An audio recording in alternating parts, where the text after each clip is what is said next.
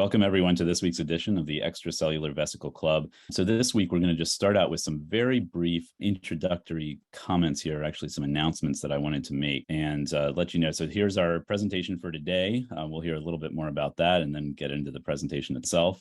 But I also wanted to let you know that if you have any suggestions for EVClub, so somebody came to me recently and said, why wasn't my paper featured on EVClub? And I said, well, I would love to feature everybody's paper on EVClub, but unfortunately there's thousands, or maybe fortunately thousands of papers coming out on EVs every year.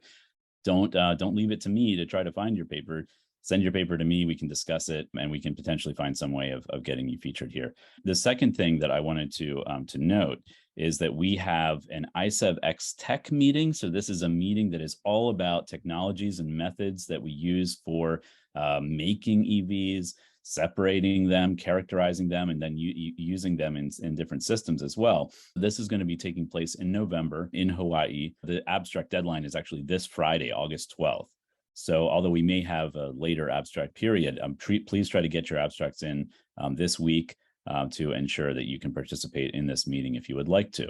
And then finally, many of you know that the minimal information for studies of EVs is something that ISEV has been championing for 8 years now. And we're now in our third iteration of this document. So Joshua Welsh, Lorraine O'Driscoll, and Deborah Govardhan are spearheading this initiative this year. And if you are an ISEV member, you should have received an email about this. If you're not an ISEV member, you can sign up. We have memberships as cheap as $40 for junior members or community members.